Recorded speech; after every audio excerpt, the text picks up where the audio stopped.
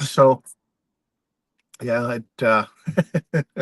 W- so I'm a day early, but that's okay. I wanted to have a little bit extra time on this end just in case. So Yeah, yeah. yeah. So you crossed over? Have you gone across, or are you in Victoria now? Where are I'm in you? Vancouver. I'm just doing Vancouver this year. Oh, Yeah. okay. Yeah. No, we're gonna I was gonna do a lot more coverage this year, like get more cities in, but it's just time wise, it's just not gonna work, and it costs a shit ton of money to do this. So Yeah, yeah. I'm just gonna plow through and get as much distance covered as I can. You got watchers? What's that? You got No, no. watchers? I just had a shifty looking individual just walk into a vehicle beside me, and he's just like shifty looking. Yeah, You know how it goes. yeah, yeah. He's not a threat now. He's leaving. So, So what's your itinerary looking like then? oh, itinerary. I'll give you the actual exact itinerary. Just give me a second here. Let me pull it up. Come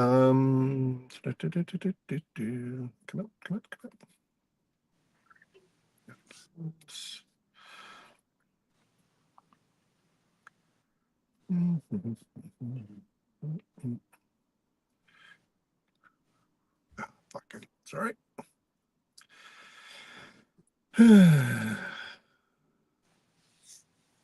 Oh, I gotta put it on my phone. Sorry, got it on my phone. Hang on a second.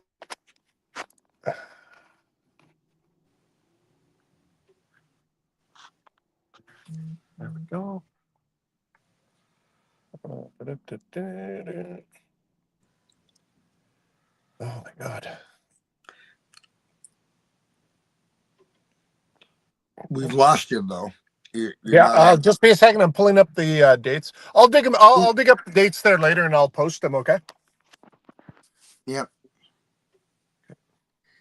So what There we go. so you're gonna go you're going to do Vancouver. Yeah, Vancouver, Edmonton, Saskatoon, Winnipeg, Toronto, Montreal, and Ottawa. I'm going to end up in Ottawa. That's the goal. And this you're starting with this tomorrow or the next day? Tomorrow. Tomorrow's the first day of it. And then I got 2 days, and then I'm going to be in Edmonton.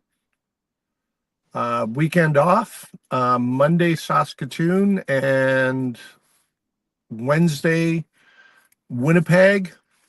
And then 4 days or 5 days after that, I'm in Toronto. And then there's a 2 day gap between Toronto, Montreal, 2 day gap between Montreal and Ottawa, I believe, if I remember correctly. So, Okay. And yeah. you're gonna go to all the you're going to the recruiting centers? Is that Yeah, what I'm you're doing? just gonna recruiting center. And it's not a formal protest. It's the way I got it structured. It's very informal. It's just a group of veterans getting together outside of the recruiting center, and what we're trying to do is just gain media attention, you know, so that because that's Yeah. where we get our story spread is via the media, and that's what this is a tool to get is some media attention. So Yeah. because we're at the point with this Mefloquine stuff, it's what the It's heck not is going on, you know? done. Yeah. Like Yeah. the government, I'm not sure. I honestly don't know what they're doing. I don't even think they know what they're doing. Yeah. You know, they just don't want to deal with it. So, Yeah. and this is just put a little bit more pressure on them. Keep it relevant. Keep it so it doesn't, you know. But be that as it may, we something has to be done. Like the scope of this, people are going to become really, really angry when they see how big of a friggin' problem this is turned into. Like, for example, what started like before the election, I was coming back out here to do this. And why I was coming out here to do this was, about a month ago, I still do that speak on behalf of veterans about methylene poisoning in front of judges. And Yeah. I did one in Saskatoon there about a month ago. And it was absolutely brutal. I'm sitting there and I'm looking at the judge, the Crown prosecutor, and they are familiar with methylene poisoning. And, the defense, the criminal defense lawyer that was representing the young guy I was speaking on behalf of, he drags me aside after the fact and he goes, Dave, there's this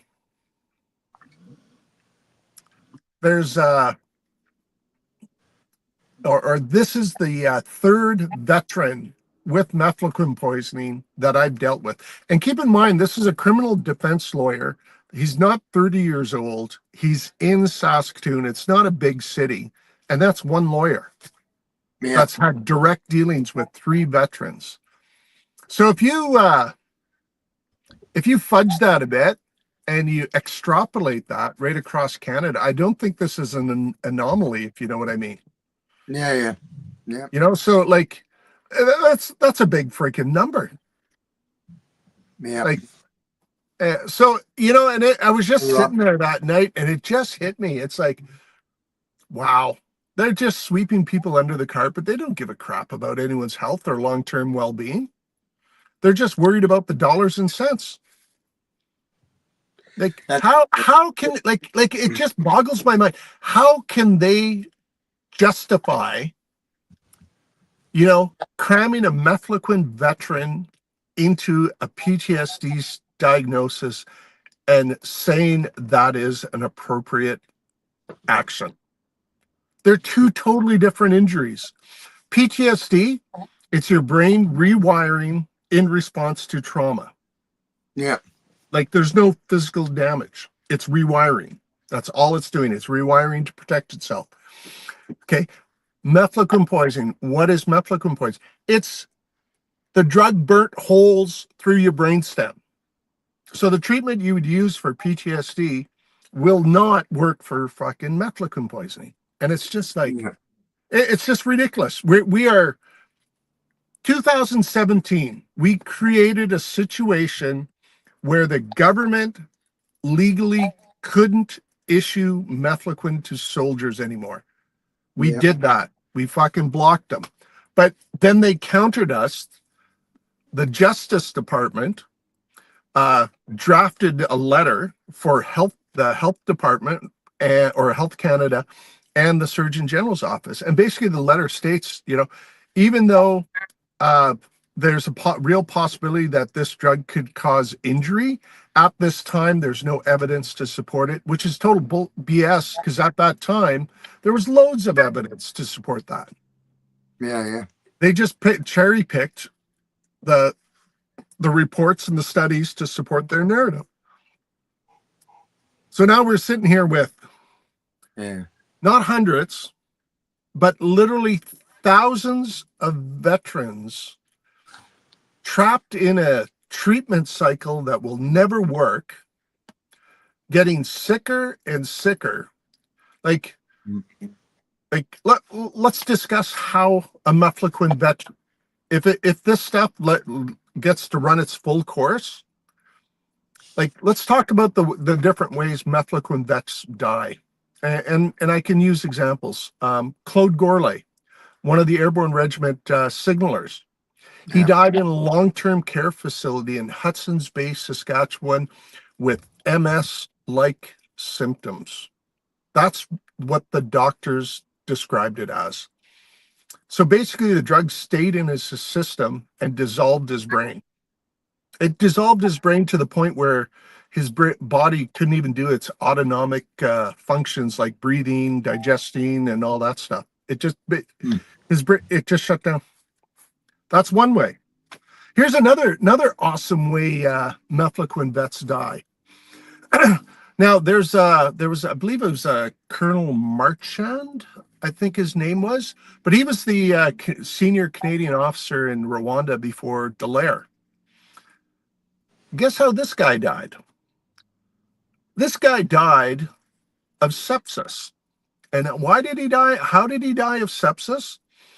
His gastrointestinal system was so chewed up by the over secreting of the digestive fluids, like it literally destroyed all the, like your lining of your large and small intestine. They have little cilia there that help pull the food out and the chemicals and nutrients you need to eat. Well, his digestive system, that all that shit was burnt right out of there. Like the lining was completely gone out of it, and that's how he died. He died of septic shock. Like that's and he's not the only one I've come across like that. I think I've heard mention of about freaking 10 guys. Like it just gets so freaking frustrating, and they can't even give us, like, I'll give you an example, like how they're screwing us around.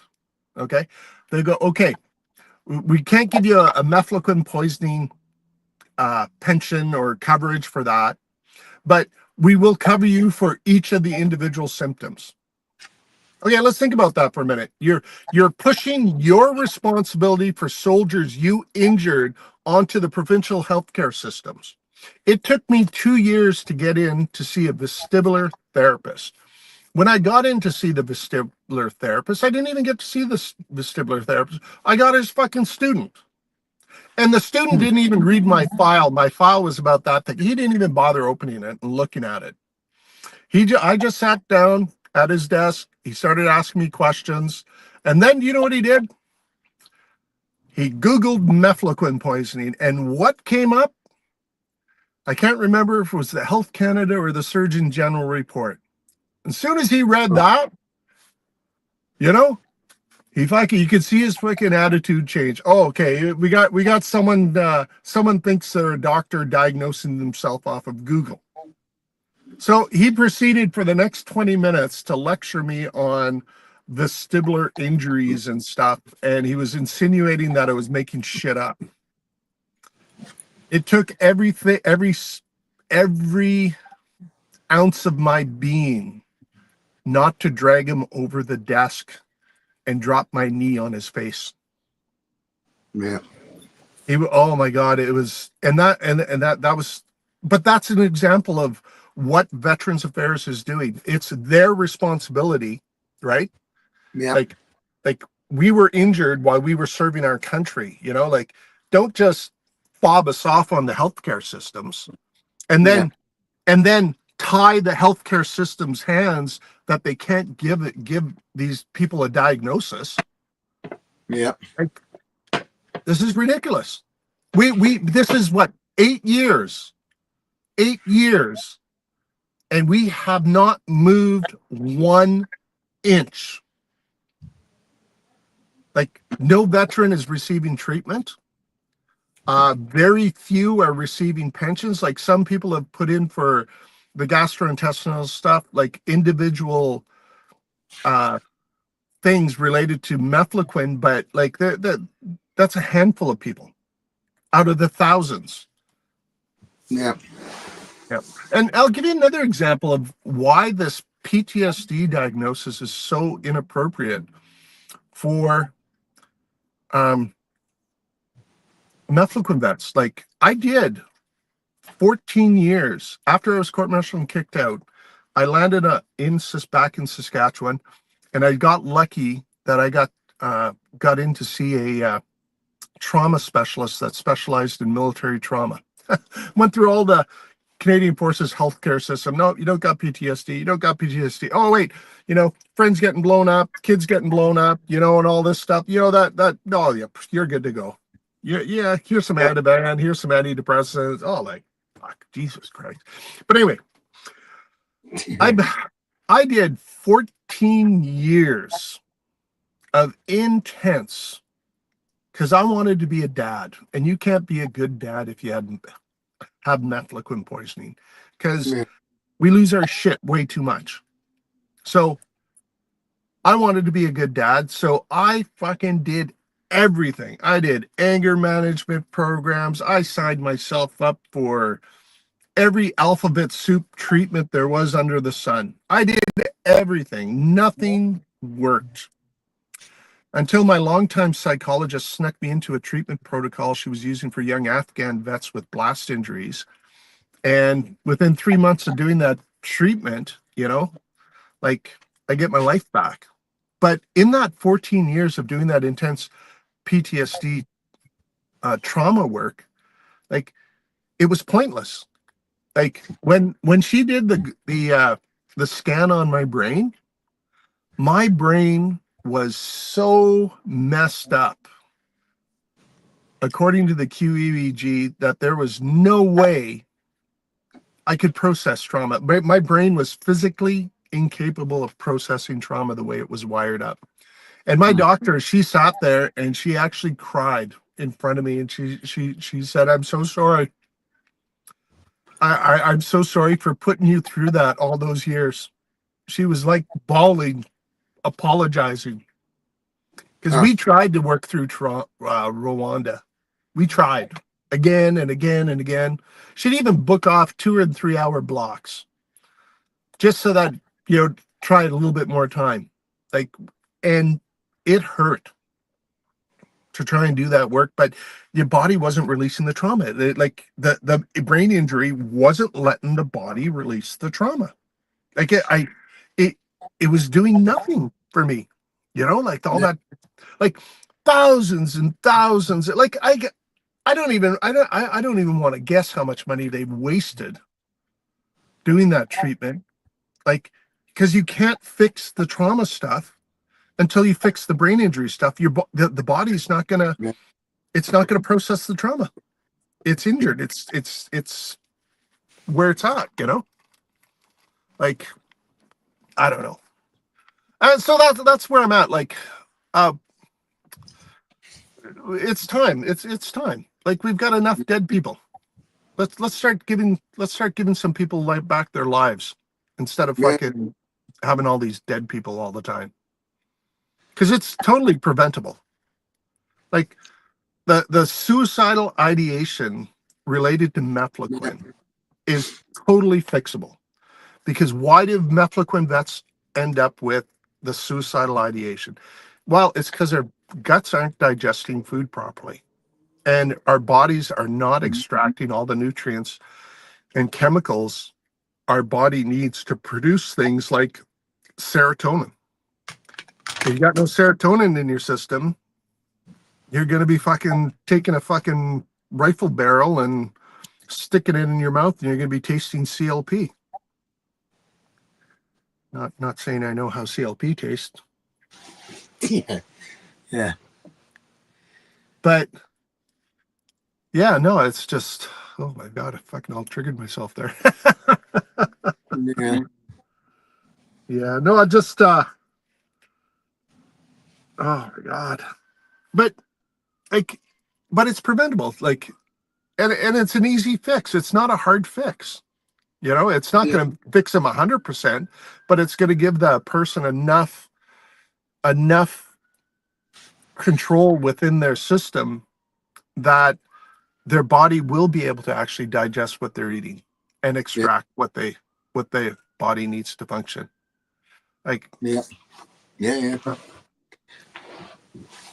So you're in Vancouver for tonight and then tomorrow, or just tonight. Tomorrow during the day, and then I'm gonna beeline her out. Hopefully I'll just go crash up in Merritt. Just yeah. make a start. If I can get about 2 or 3 hours downrange driving tomorrow, that'll be that much less for Wednesday, or Yeah. pardon me, the next day. Yeah. Yeah. Well, that'll be So all right. looking forward to the weekend where I can take a weekend off this weekend coming up. Nice. Yeah.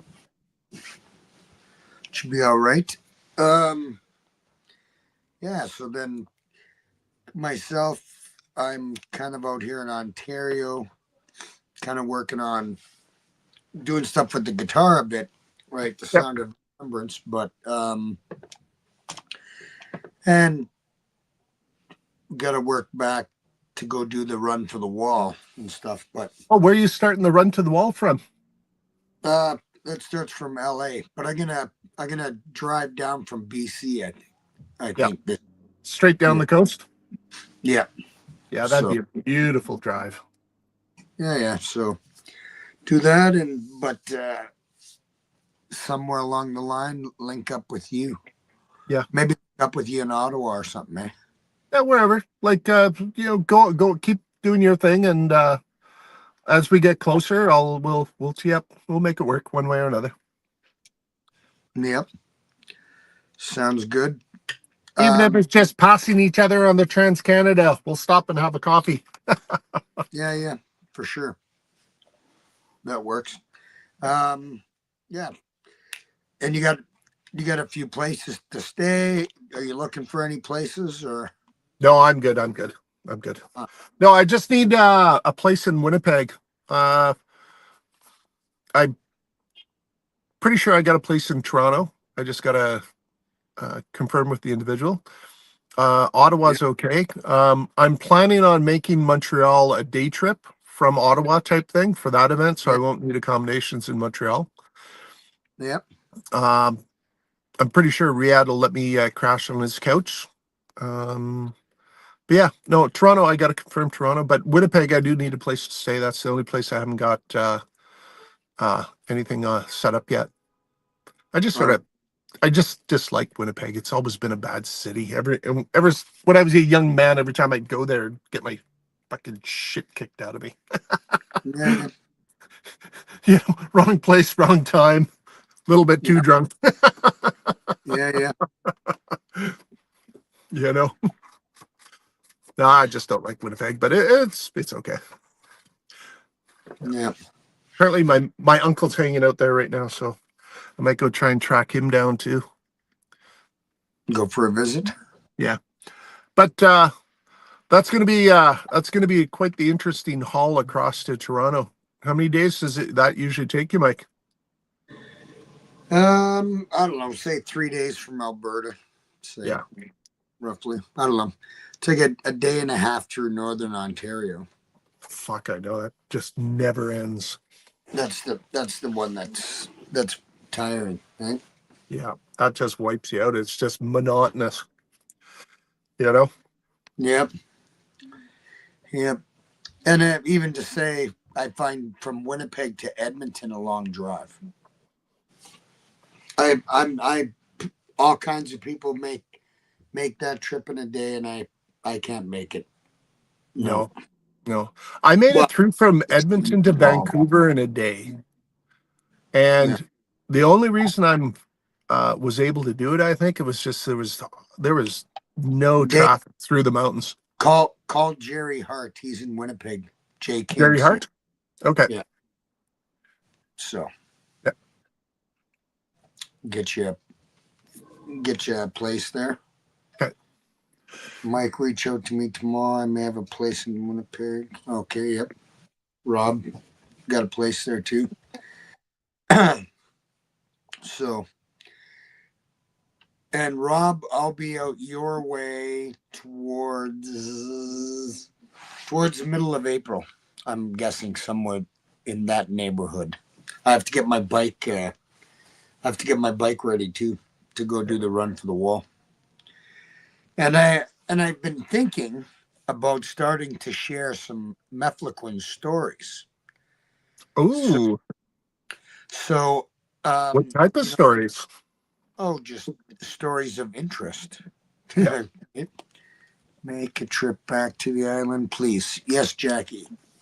I'll make Oh, it there's back. Jackie. Hey, But Jackie. when I when we go back in and talk to Dave, I'm gonna talk to him, and then we're gonna and then I'll post a little story Yeah. in a No, but story. what type of stories? Just people's interaction with it, the history. No, just it, interesting FYI in Somalia, or if you would, I heard a story that this happened, right? Yep. So we want to share that story for other people to hear, and maybe it'll jog other memories of other things that was going on in Somalia, and we get a few more stories, right? Yeah. That that they don't want us to tell, Yep. right? But as we know, Jacqueline Mooney, you need to make a trip to me. Hey, have a great night, Rob. But yeah. So Take care, Rob. some of those stories, I think would lead to other stories. Yeah. So Well, there's a lot of you stuff know, that went on over there that's just, what the hell? yeah. I was just thinking about that the other day too. I was trying to formulate a response to someone, and I was just like, what the frig? Like, how did that, like, I'm still a bit baffled at how things got so freaking out of control like that, the way it did, Mm, you know? yeah. Yeah. The when I go to tell a story or tell any stories, I'll be the only one that was present, and anybody else that might have been there will have since passed, so their names aren't important to be told, Yeah. if you know what I mean. Yeah. I know what you mean. So, um, and we'll see what the fuck they think, right? Yeah. And we'll start with our first story today, being April 1st. Believe it or not, right? Yep. Is it? That's a fucking. That's quite the story. You know what I mean? Yep. So, and there's quite a few other stories that that may be told, but yeah. Oh, here I got a good tidbit, and it's actually a cautionary tale for Mefloquine guys. Um, there's an antibiotic, a family of antibiotics that's made out of the same stuff Mefloquine is made out of. Cipro, I believe it is, and there's I think there's three or four different names for it. Um, but um, every single Mefloquine vet that I know of, of one individual that has taken this antibiotic post injury from Mefloquine already. They've they've totally hammered their systems. Like they've injured themselves even more with this antibiotic. And there's been a few people, like as soon as I get started talking about that, like I had three guys pop up in one of the comment sections a while back, mentioning, "Oh yeah, I had that. Okay, that's what happened to me. I was And, hospitalized for like fucking 2 weeks." you know, yeah. Yeah. like so. That's one thing for the guy or the individuals is watch out for the antibiotics. Be very careful. Mention you've been injured by a quinolone drug, and there's an antibiotic that's made out of the quinolones, and make sure your family doctor, and if you ever go to the emerge, make sure you mention to them not to prescribe you those. It save yourself a little bit of further injury. Yeah. Save yourself a wild ride. Yeah, exactly. Fuck. Yeah, well, I can't tell everyone's story, but it will seriously cause some long term significant health issues that will lead to a very poor quality of life moving forward. I'll leave it at that. Yeah. Yeah. Hmm. Yes, sir. The once you come out here, how long do you plan on sticking around? Today. Well, Oh, I got a daughter down in London oh, there living on the streets, so I might take a day and uh, go down and see if I can find her and see if she still curses and swears at me and throws shit at me. where she? Where do you figure she's at? Oh, she's in London, Ontario. She's living on the Uh, streets there. So, well, that's where I'm at right now. oh, are you? Yeah, no, don't worry. Yeah, She's not a stable person. yeah, You know sorry. the price people pay for Mefloquine, it's gets a bit much. You know, when my daughter was going through all her stuff when she was like 10, 9, 10, 11, 12. Like I was barely even surviving. I was trying to be sober. I was trying to like I didn't know what was going on. I figured I had PTSD because that's what everyone kept on mentioning. So that's what I was fighting, and it was very unsuccessful. And as a result, I wasn't able to be there. Yep. We people lost, a lot, right, Yeah, with the drug. yeah. And Families. one trend I'm noticing with young Afghan vets, um, I've got three of them in a row now, Mefloquine Afghan vets, and each of them have a child that's special needs. Mm, It's just statistically, there's just it's like an anomaly, you know. And I know in our from our deployment, there was a f- there was a few people that had kids with problems, born yep. with birth defects and all sorts of stuff. You know, and I had that one researcher I was the Israeli guy there I was chatting with there um, when we actually had access to him, and we were talking about the different parts of the brain that is that's impacted, Yep. and yeah, it's it's quite fascinating how people can still function with this type of injury, like like that young Afghan vet there with the special needs kid, like his gastrointestinal, he's not even 40 years old, and his gastrointestinal system shot. Whenever Yeah. he eats food, it hurts. He feels it going down his throat. He can feel it in his stomach. But here's the thing, while he's digesting it, he can feel it traveling through the large and small, or the small and large intestine Hmm. as it passes through, because he feels pain as it passes through all those passageways and stuff. And Hmm. it's just it's just not one guy, you know. there's there's hundreds of guys in this exact same boat as this guy, like hundreds, and they can't get any help from Veterans Affairs. They can't get help from the healthcare system, because if they go into the healthcare system, you know, like me, like when I was doing my getting my gastrointestinal stuff sorted out, I've had two uh,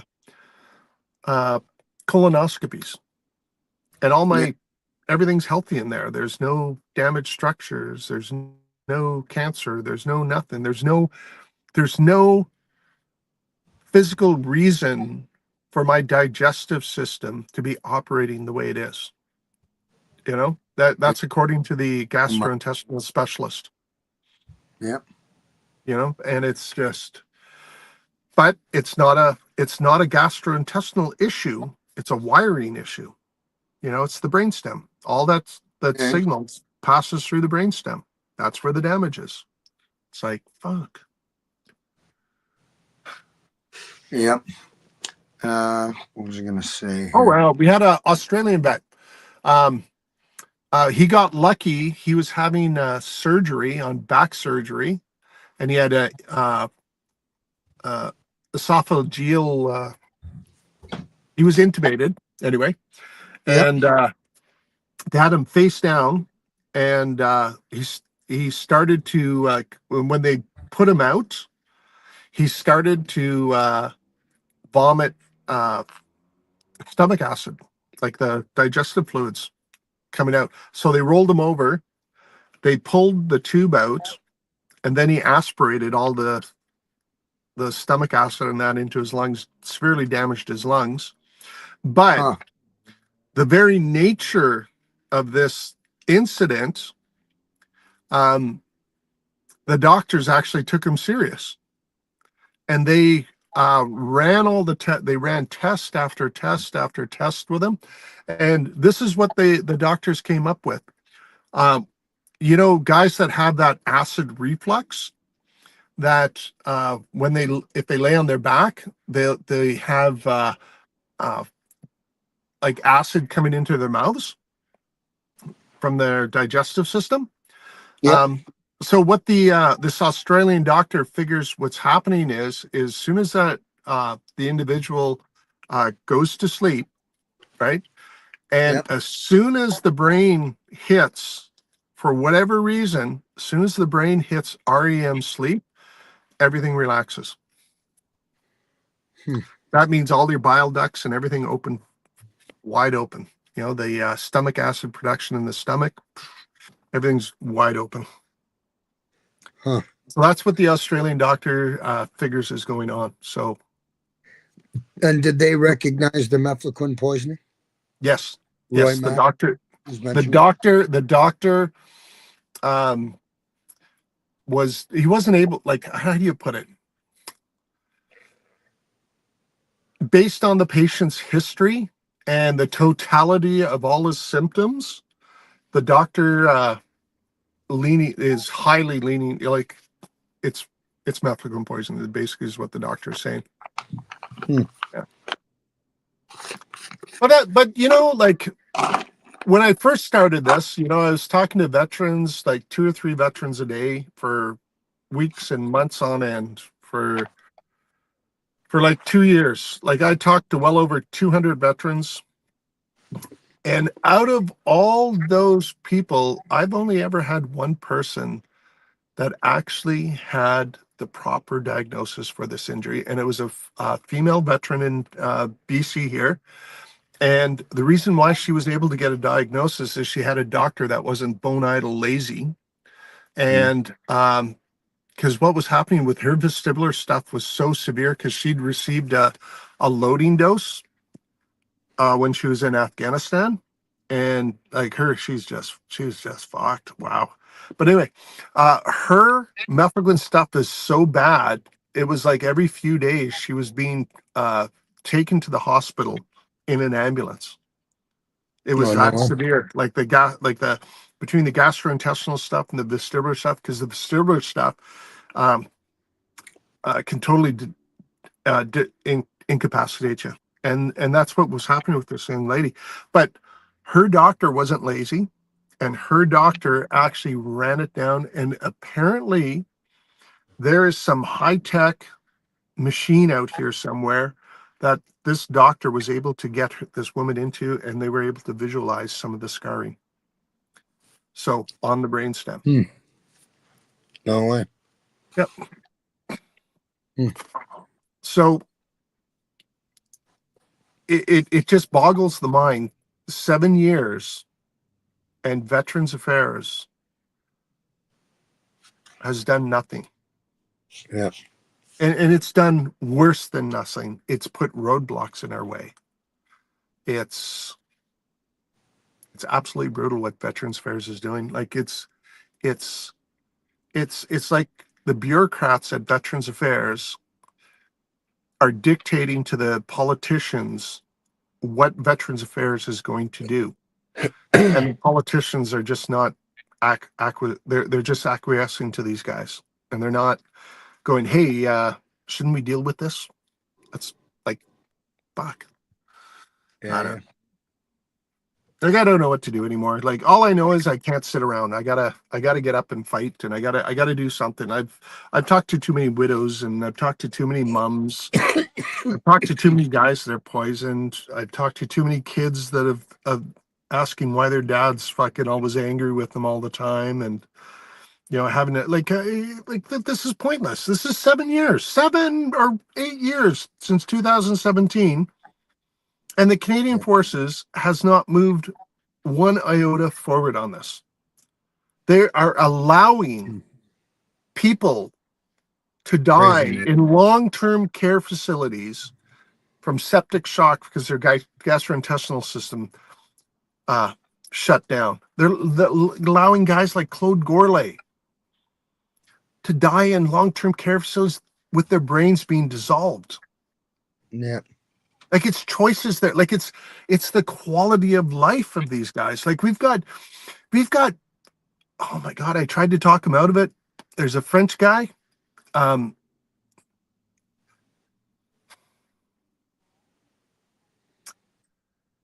just because he couldn't keep his shit together is cool. The Mefloquine rages. Mm. Like, he elected medically assisted suicide. Yeah. He just couldn't live anymore because he was alone. He was tired of being alone. He didn't want to be alone, and like, Yep. and he couldn't be around people because he's fucking losing his shit all the time. And yeah, Yeah. Yeah. Hey, Joe. Yep. A lot has changed, eh?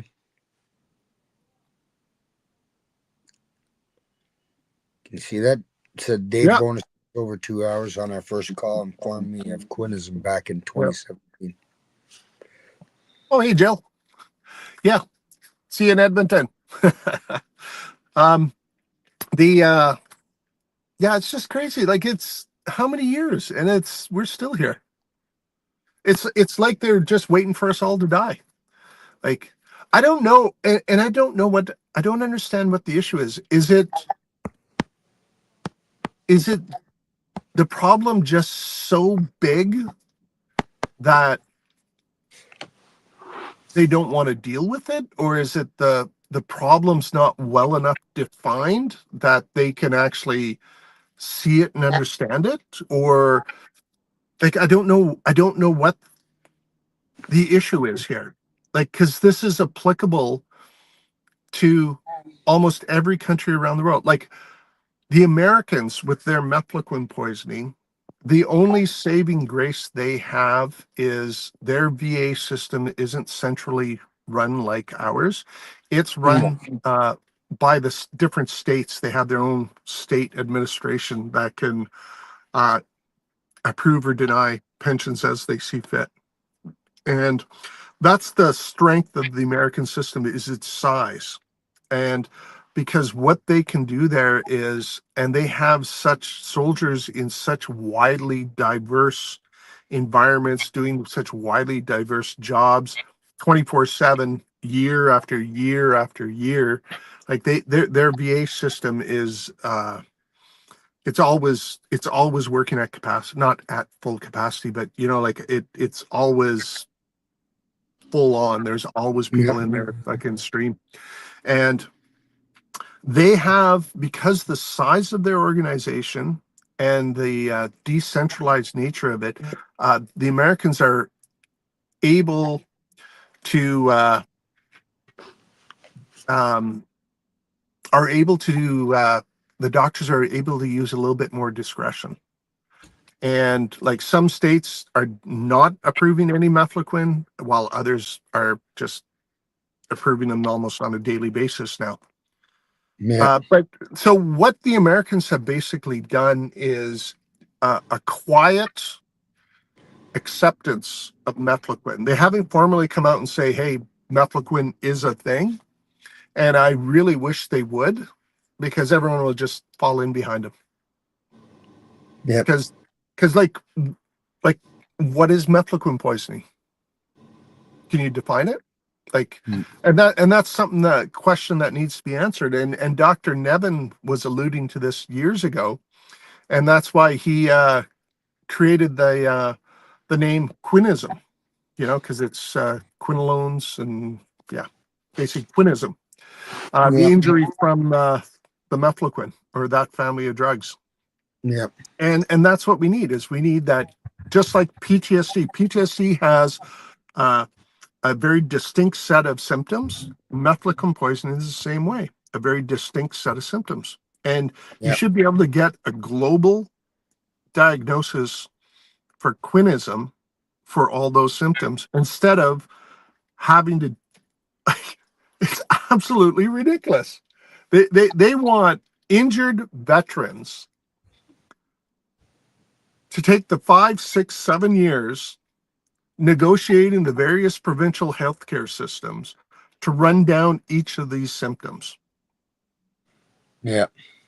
Like, and like, this is ridiculous. It should be one diagnosis. It should be quinism, just like PTSD, and when you have quinism, you're going to have gastrointestinal issue, peripheral nervous system, uh, body temperature regulation issues, gastrointestinal issues, vestibular issues, ocular issues. The list goes on and on. But it doesn't go on and on. Like, there's a very distinct list. I think there's only like about 9 items on that list. Yeah. And if you check box, and you don't have like, and people are so variable. Some people are injured more severely than others. Like, a lot of people don't think they have quinism uh, because they don't have any really overt symptoms. But here's the thing: no veteran or no one, civilian or veteran, that has had those vivid dreams while on mefloquine, not one of those individuals is able to pass the Romberg test, which is a test of the vestibular system. Yeah. Yeah.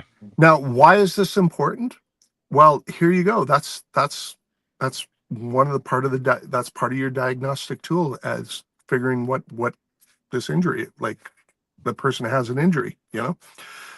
Oh my God, I'm just so fucking, excuse me. I'm just so burnt out. Yeah. Yeah. Yeah, Well, no, it's I've had but a crazy year, and I got lots and lots of stuff on the go other than the mefloquine, and I've been pretty run down, and but I got angry. I got really angry when that lawyer said that, and it was just because it hit me like a bucket of water was yeah. thrown on me. You tense straight up, and it's like, fuck, like, Mm. this is gonna be bad. Like, I don't think people fully realize how big of an issue this is going to be. Like, we're Yeah. talking like anywhere's that one European study. What was it? 64% of their test subjects indicated an injury from the drug, Huh. and I don't know. And in our, like, in military environments where you got guys wearing body armor, hauling 28-pound machine guns up and down mountains and deserts, Yeah. the scope of injury is going to be larger, because how does your body regulate the mefloquine in your system?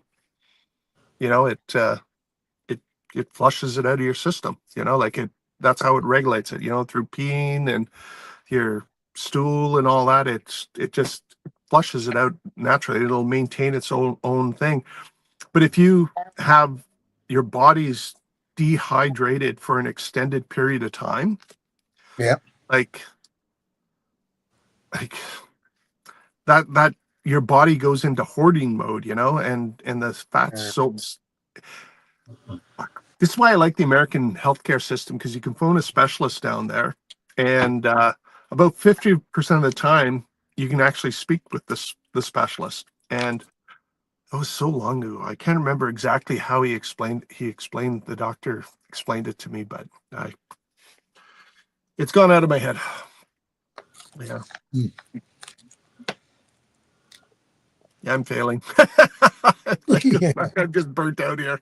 I haven't even started this road trip and I'm burnt out already. I came into Yeah, it already burnt out. That's okay. we might Um, have to touch base with you again then in like 5 or 6 days. yeah. Well, we'll actually, yeah, next week we'll how about we do a weekly check-in? Yeah, yeah. And Joe was wondering Yep. when you're going to be in Edmonton. Edmonton Friday. I'll be there Friday, and we'll be down. Uh, I'll post actually the location and everything, and I'll do a video right from the location. So that, and I'll do a pin so that everyone will be able to see where it is. I'm pretty sure it's. I had someone go down and scout it. It used to be the recruiting was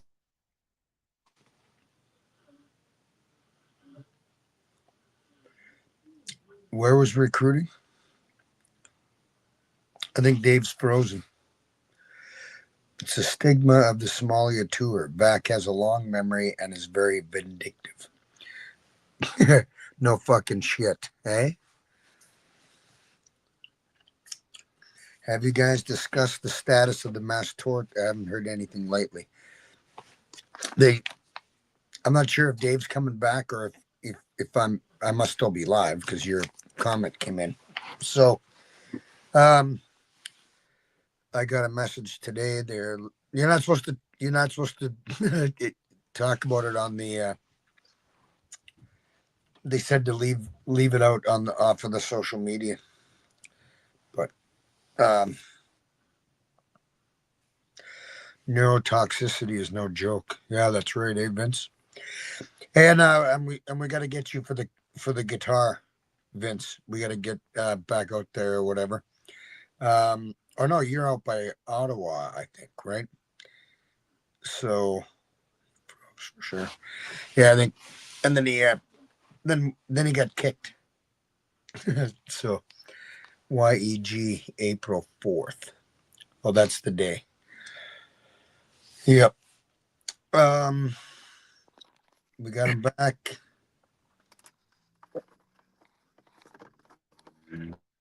see, this is an indicator of how little how burnt out I am.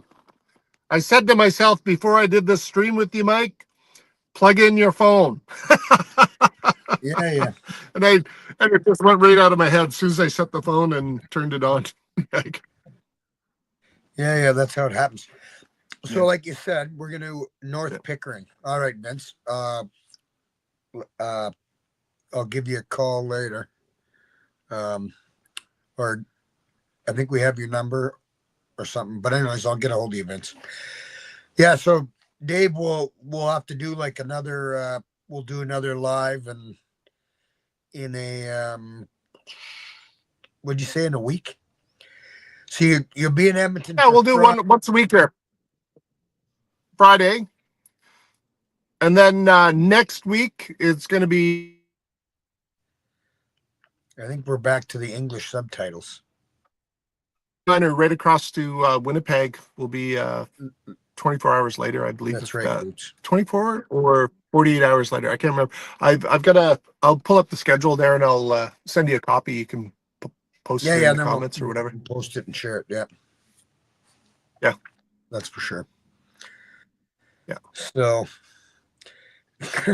it's nothing like feeling exhausted at the start of your fucking road trip. What do you Oh, think? I know. I know. Oh, I Yeah, know. Hey, Mike. You know. Hey. kind of like, Yeah. No, it's yeah, just. fuck. Yeah. Eh? This time around, though, like it's I'm struggling a bit.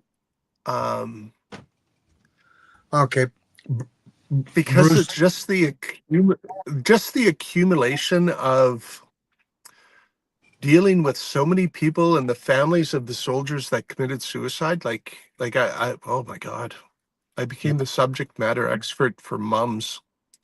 It's probably one of the hardest things I've ever have to do in my life is explain that to a mum, but Mm, it's an absolute privilege to be able to do that because, like I tried to kill myself 3 fucking times, man. yeah, yeah. And, no one would have explained it to my mom, and my mom would have carried that to her grave, that, she should have said something, she could have said something, Yep. like, and you can see the peace that comes over them when they understand, they make that little connection with brain injury, and because you have to explain how the brain injury is and how it fucks up the guts and stuff, Yep. and when they make all those connections and they understand, you could see the relief let in a bit. Yep. Yeah. Yep. So that heavy load is it. I've got a new trauma counselor. I've been working with them on some other stuff, but I didn't quite get to this part before I stepped on the road. He was supposed to come up next month, and we're going to get another 3-hour session with him, and Oh, we're nice. gonna unload some of this baggage. Yep. Yeah. Bruce had just mentioned that the recruiting center used to be in Canada Place, now a few blocks away at Oh, there it is. Yep. 127th and 106th Street, Yeah. on a one-way street south and east of Jasper on 106th Street. Thanks, Yeah. Bruce. So, Yeah. So that's where we'll be at. We'll be at the recruiting center. So just hanging out, and remember, like, how I like to structure these is, I want to set up so that, if the cops start hassling us and that, it's no, we're not protesting. Look, we're just a few veterans here, just hanging out, talking about a common injury. That's it. No protest. Just, try and keep it laid back, chill. We're just going to literally be a presence from 9 till 4, have coffee, and talk to other veterans. And that's the thing, because I get a lot of people that aren't on social media, but they know of me. And it usually happens in the big cities. Is I get these guys, hey, my mom told me I got to come down here and talk to you. you know and if you know what's good for you, you'll fucking listen to your mother. Yeah, exactly.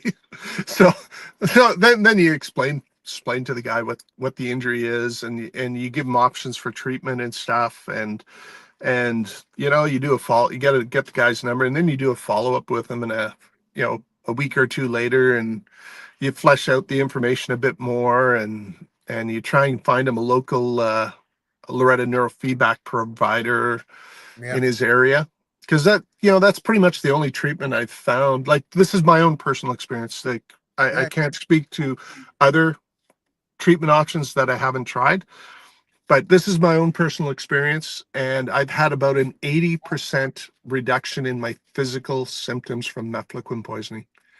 Yeah. Like, and that's I'll give you an example, like my vestibular stuff.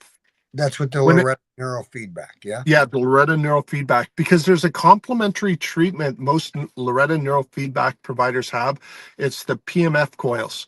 These PMF coils, if you have gastrointestinal issues, get the guy to put it on your guts and get him to hit you with what is it? Anti-inflammatory. There's different software programs you can run it through, so that modulate at different frequencies to have different effects on your body.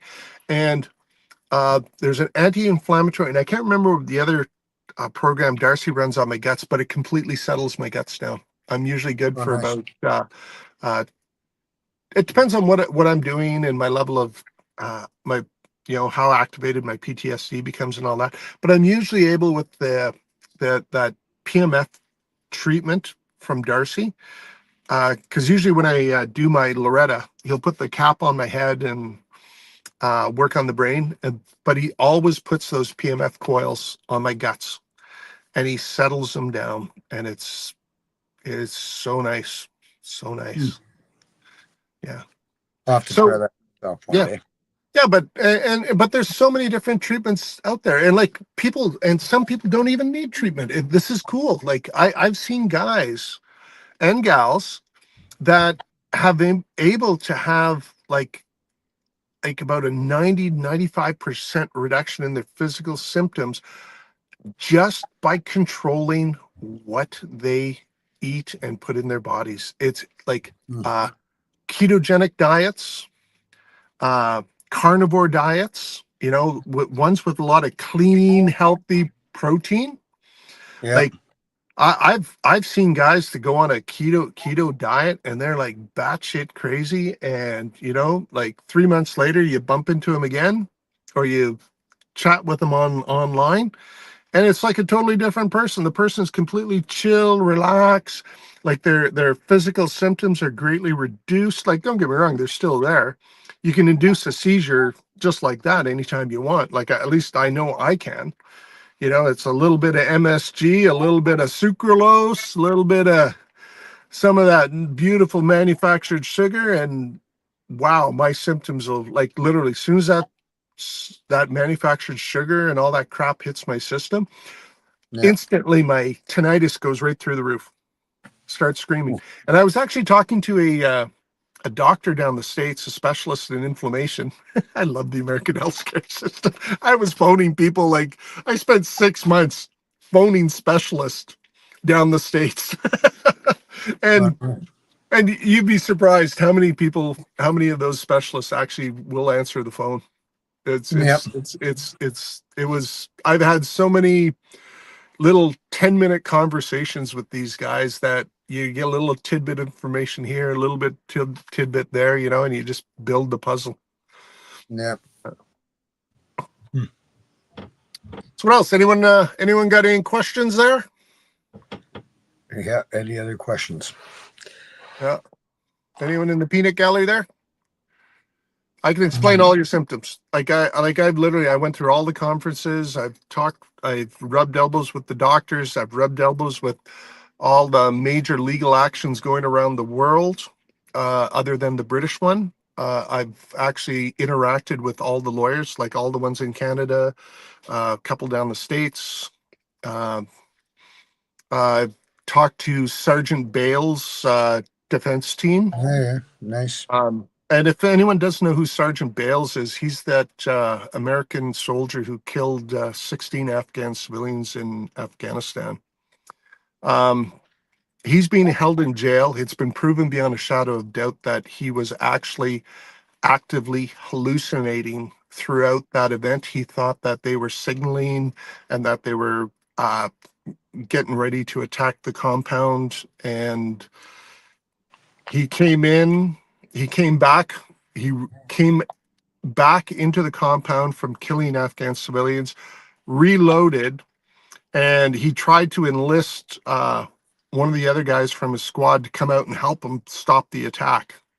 Yep. And the guy said he was right out of his fucking tree. Fucking eyes were it wasn't him. He was all over the place. Any cardiac or bowel issues related? Cardiac, yes. Bowel, yes. The cardiac issue usually associated with methylquin poisoning is a racing heart. You'll be just sitting there, normal, no PTSD, nothing, no, you're not stressed out or anything. All of a sudden, your heart rate just starts shooting through the roof, and you can actually feel it in your throat. It's like boom, boom, boom, boom, boom, boom, boom, boom, boom, boom, boom, boom, boom. It gets going so fast and hard. That's Hmm. what used to happen to me. The bowel issues, it's a very comprehensive. Your complete digestive system is trashed by the methylquin. And how it works is where the damage is located, it's on your brainstem. And if you Google it, dorsal nucleus of the vagus, that is the nerve cluster that's located at the top of your brainstem, closest to the surface under where the methylquin concentrated and caused the damage.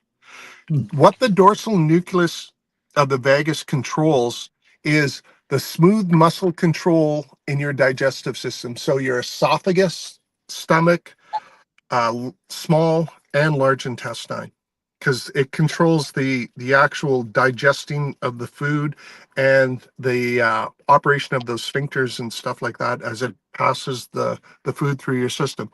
And it also controls the the digestive fluids that's produced. Okay.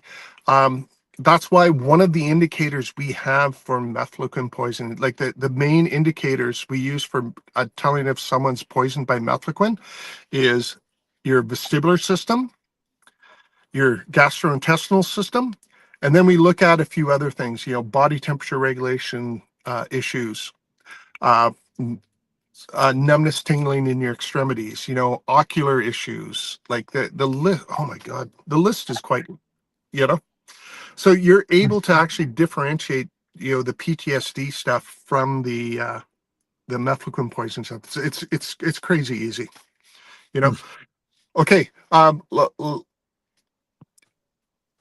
let me explain my PTSD cycle so people can, and then I'll explain my methylquin cycle. So my PTSD cycle, I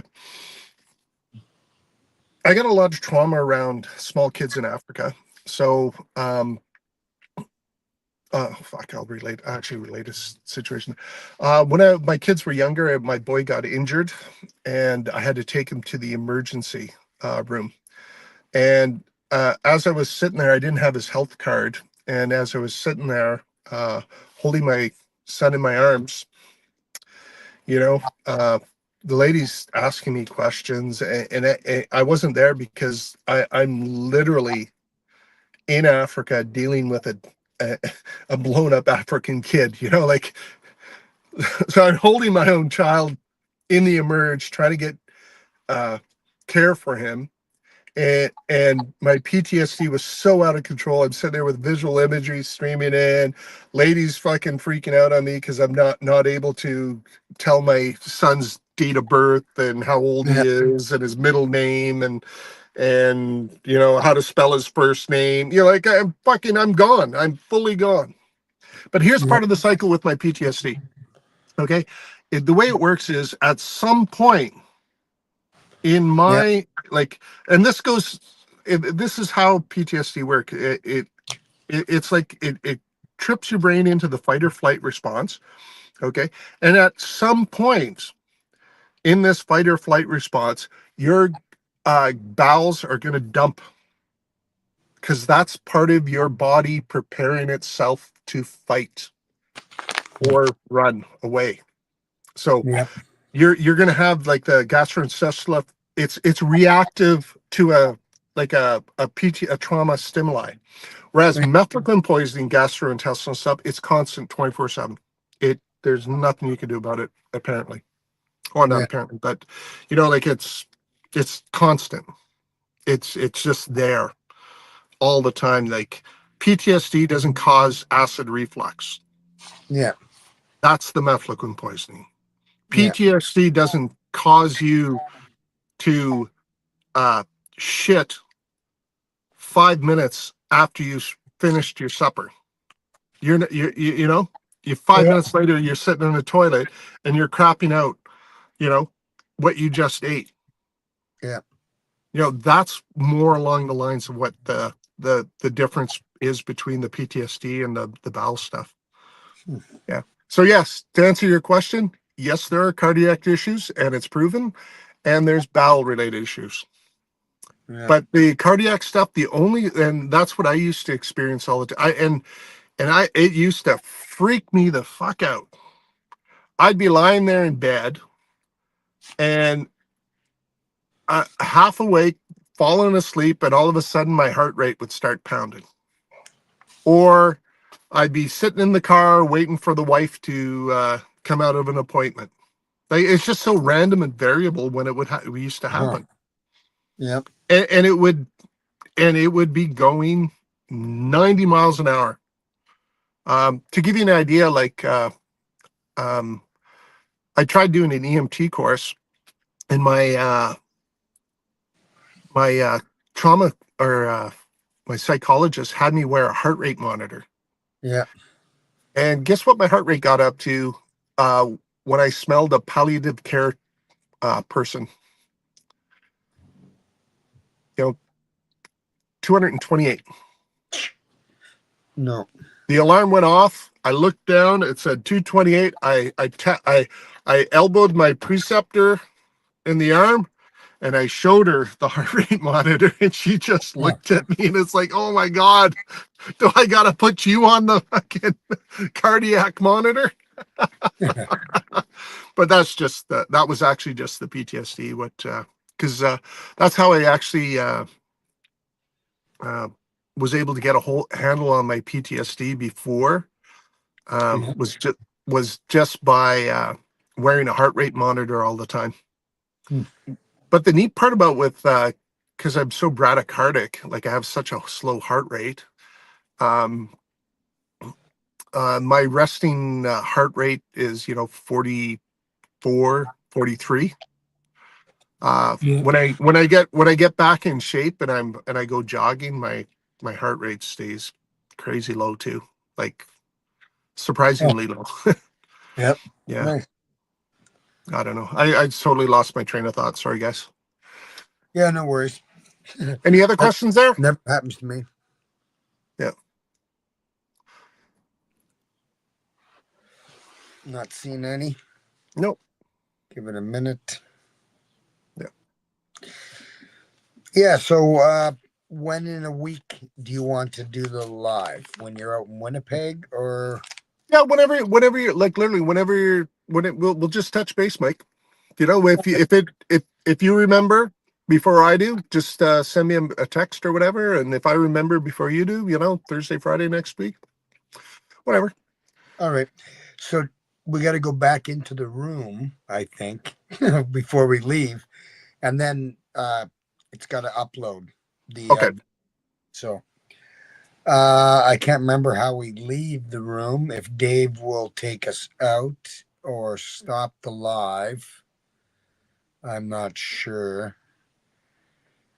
I don't know either. There, yes.